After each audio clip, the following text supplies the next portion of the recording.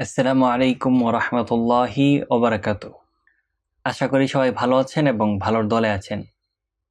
তো আজকে আমরা যে সূরাটা পড়ব সেই সূরাটা খুবই ইম্পর্টেন্ট।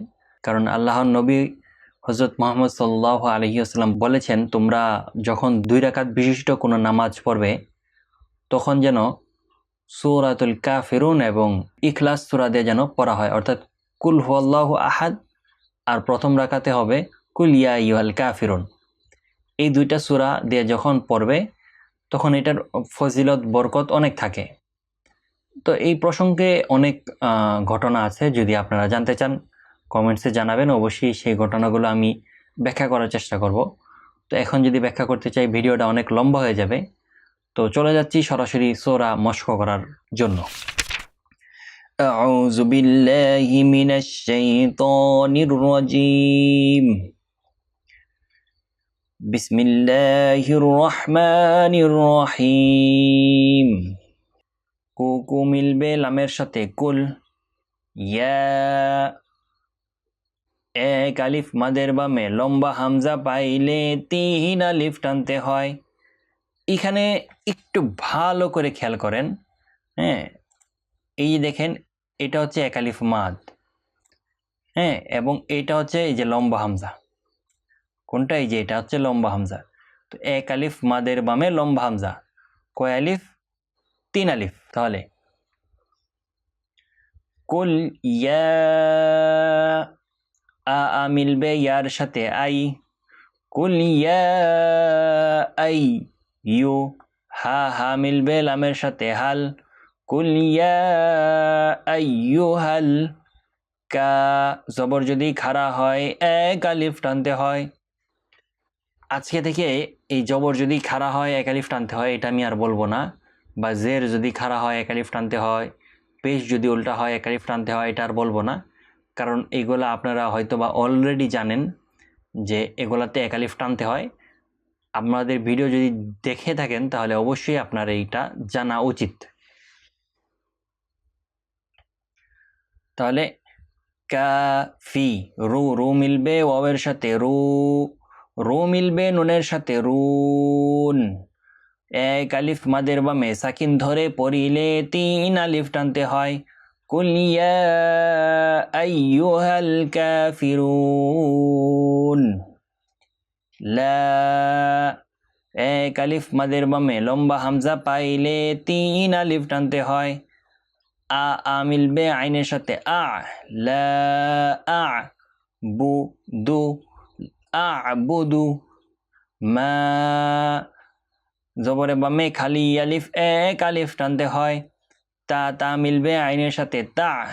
মা তা বু দু মিলবে ওয়াওয়ের সাথে দু। পেশের বামে ওয়াও সাকিন এক আলিফ টানতে হয়।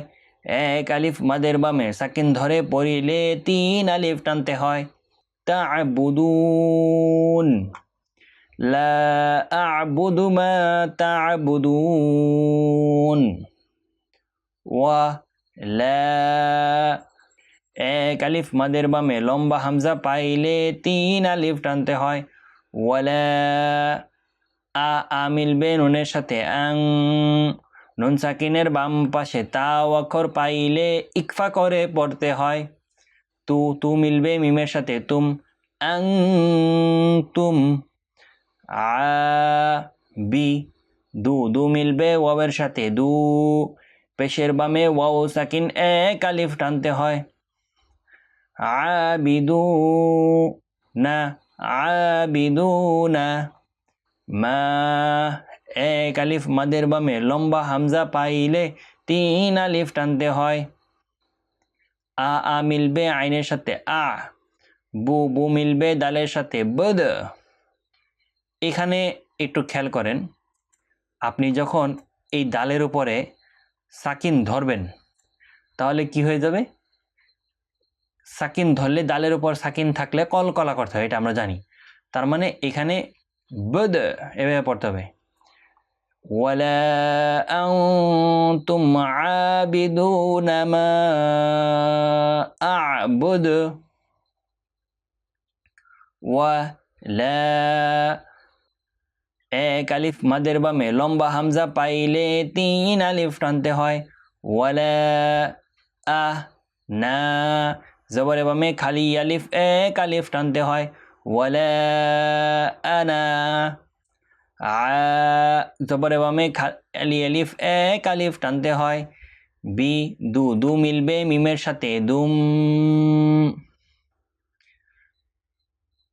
এখানে একটা নুন সাকিন লুকায়িত এখানে একটা লুকানো নুন সাকিন আছে আর তার বামে আমরা তাসদিদ অক্ষর পাচ্ছি তো নুন সাকিনের বামে যদি মিম অক্ষর পাওয়া যায় মিমের উপর তাসদিদ ধরে গুণনা করে পড়তে হয় আর আমরা যেহেতু তাসদিদ দেওয়া আছে তাই ধরতে হবে না তাহলে পড়ি দু মিলবে মিমের সাথে দুম মা জবরে বামে খালি আলিফ এক আলিফ টানতে হয় বিদুম মা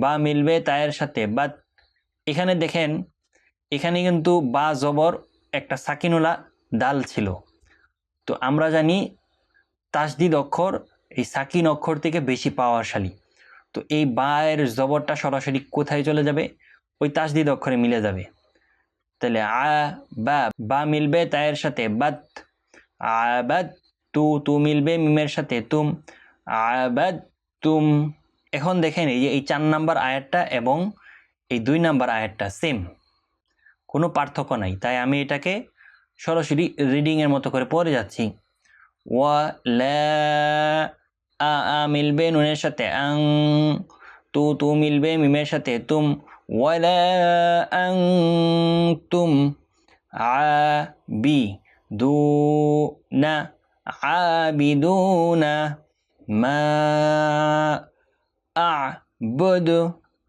ولا أنتم عابدون ما أعبد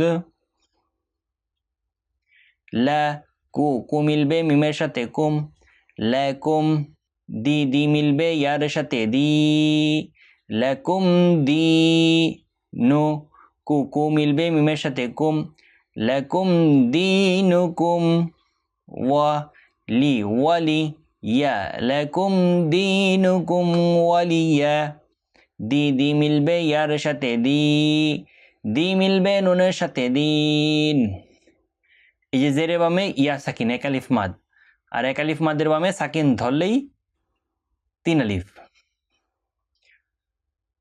লাকুম দিনুকুম ওয়ালিয়া দিন আশা করি সূরাতুল কাফিরুনটা আপনারা খুব ভালোভাবে মশক করতে পেরেছেন এবং কোথায় তাজবিদ আছে এবং কোথায় গুণনা আছে সেটা আপনারা ধরতে পেরেছেন তো যেহেতু এই সূরাগুলো সকলেরই মুখস্থ তো এইগুলা শুধরানো খুবই জরুরি তো আমরা একটি আজকে ভিডিও ডিসক্রিপশনে একটি হোয়াটসঅ্যাপ গ্রুপের লিঙ্ক দিয়ে রাখবো এবং প্রথম কমেন্টসেও সেই জিনিসটা পেয়ে যাবেন তো আপনারা সেই লিঙ্কে থেকে সরাসরি হোয়াটসঅ্যাপ একটা গ্রুপে আপনারা অ্যাড হয়ে থাকবেন কারণ আমরা কখন লাইভ ক্লাস নেব অর্থাৎ কখন সরাসরি আপনাদেরকে কোরআনের সবক দিব অর্থাৎ আলিফ লাম মিম সবকটা দিব সেই জিনিসটা আমাদের এই হোয়াটসঅ্যাপের গ্রুপের মাধ্যমে আপনাদেরকে একত্রে নিয়ে আমরা একটা গুগল মিটে একটা ক্লাস করব তো সেই ক্লাসে অবশ্যই আপনারা উপস্থিত থাকবেন আশা করি এবং উপস্থিত থেকে কোরআন সবকের বরকতটা গ্রহণ করবেন তো সকলেই এই লিঙ্কে জয়েন হয়ে যাবেন এবং পরবর্তী ভিডিও দেখার আহ্বান জানিয়ে আজকের মতো এখানেই শেষ করছি আসসালামু আলাইকুম ওয়া রাহমাতুল্লাহি ওয়া বারাকাতুহু